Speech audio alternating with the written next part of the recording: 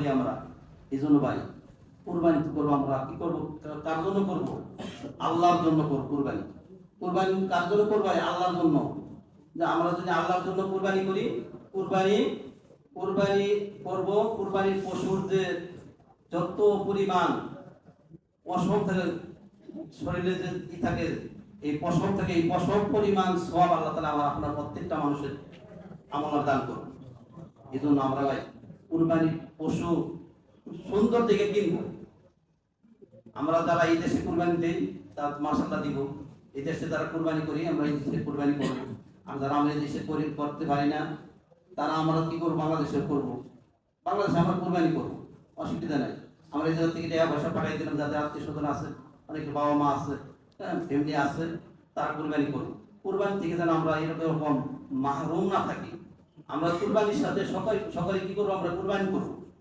কুরবানি কি কার জন্য করবো? আল্লাহর জন্য করবো। ওয়া মামাতি লিল্লাহি রাব্বিল আলামিন। কুল ইন্না সালাতি ওয়া নুসুকি ওয়া মাহইয়ায়া ওয়া মামাতি লিল্লাহি রাব্বিল আলামিন। আমার সমস্ত আমল কার জন্য হওয়া চাই? আল্লাহর জন্য।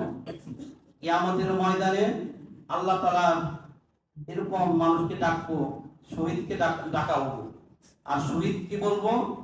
যে আল্লাহ আপনার দ্বীনের জন্য আমি তো শহীদ হয়েছিলাম, আমি দ্বীনকে দুনিয়াতে বুলন্দ করার জন্য আমি শহীদ হয়েছিলাম। আল্লাহ তাআলা কি বলবো? তুমি এই জন্য শহীদ হও নাই, তুমি শহীদ হয়েছিলা, তোমাকে মানুষ বীর পুরুষ বলবো। তোমাকে এই বাহবা তোমাকে দুনিয়াতে দেওয়া হয়েছে, আমার তরফ থেকে আজকে আর কিছুই পাবা না। তারপরে এরকম আলেমকে ডাকা হবো, তার নিয়ামত সমস্ত কিছু দেখানো হবো। বলবো আমি তোমার দিন শিখছিলাম, দিনের আলেম হয়েছিলাম, এই জন্য তোমার দিন প্রচার করার জন্য।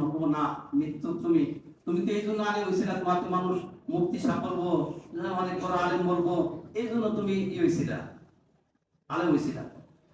তুই এই বাহবা তোমাকে আমি দুনিয়াতে দিয়ে দিচ্ছি, আজকে আমার তরফ থেকে তুমি কিছুই পাবা না। তাকে ওয়ার্দবুকের জাহান্নামী করা হবো।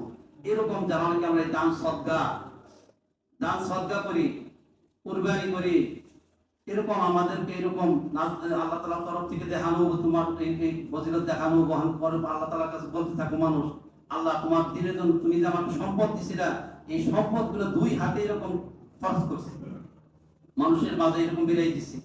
না, তুমি তো সকাল থেকে সন্ধ্যা পর্যন্ত দান করছো, ঠিক আছে, সকাল থেকে সন্ধ্যা পর্যন্ত তুমি খরচ করছো, তোমার ভিতরে কি ছিল? কি তোমাকে মানুষ অনেক বড় দাতা বলবো, দানশীল বলবো।